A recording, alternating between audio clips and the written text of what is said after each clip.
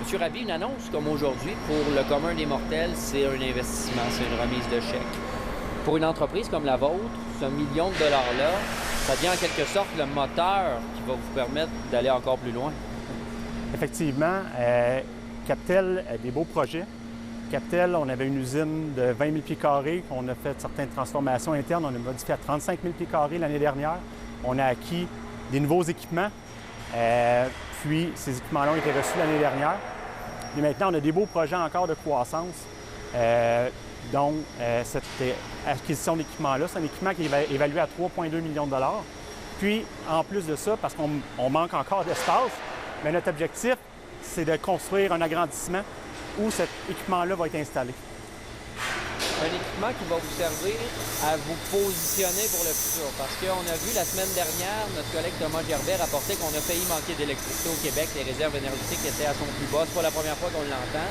Tôt ou tard, il y aura des appels d'offres pour les infrastructures, pour la transporter, cette électricité-là. C'est là que vous entrez en ligne de jeu. On va dire plutôt que tard. Ouais. Ça fait 2-3 ans qu'Hydro-Québec a annoncé ses plans d'investissement des 15 prochaines années. Une production qui est appelée jusqu'à un besoin en acier qui est appelé jusqu'à tripler. Oui. C'est des fournisseurs comme nous autres, Captel, entre autres, qui peut fournir cet acier-là. Nous autres, on fournit de l'acier pour des postes de transformation électrique, puis aussi des pylônes électriques pour transporter l'électricité.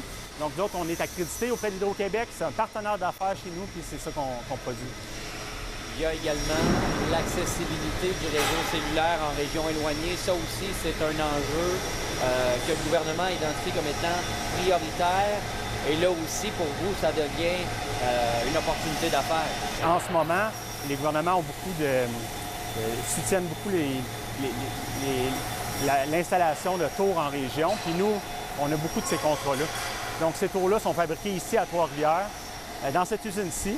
Donc, ces nouveaux équipements-là qu'on va acquérir servent, entre autres, à fabriquer ces tours-là qui vont être installés un peu partout au Québec, mais on vise aussi le reste du Canada.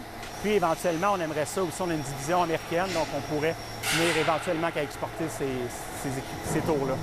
Les fameux tarifs douaniers, Oui. on en a tellement parlé. À quel point, pour une entreprise comme la vôtre, basée à Trois-Rivières, ça fait mal?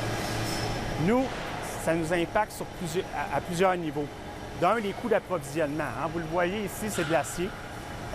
Puis l'acier, il y a des tarifs qui ont varié au cours des derniers mois. On estime l'année dernière que c'est un 25 de coût plus cher pour s'approvisionner pour le même type de bien. C'est sûr qu'on essaie toujours de privilégier l'approvisionnement ici même au Canada dans des moulins canadiens, mais n'empêche qu'il y a un impact sur les prix. Donc, il y a un impact à ce niveau-là. Il y a un impact aussi sur le marché. Ça amène l'incertitude au niveau canadien. Donc, nos clients vont être moins appelés à investir et à déployer des réseaux. Bien, nous, quand nos clients déploient moins de réseaux, bien, on est directement impactés parce que c'est nous autres qui les déploient ces réseaux-là. L'agrandissement, l'acquisition de la machine, ça permettra peut-être de se concentrer davantage sur le marché canadien? Effectivement, c'est le marché canadien, c'est notre marché primaire. Je vous ai parlé de possibilités d'exportation, mais à la base, nous, on dessert le Québec, Ontario, Maritime. On est en croissance aussi en ce moment dans l'Ouest canadien. Donc, ça fait partie du marché. Marché télécommunications, mais beaucoup marché aussi transport électrique, poste électrique. Puis on a d'autres types de clientèle également qu'on dessert.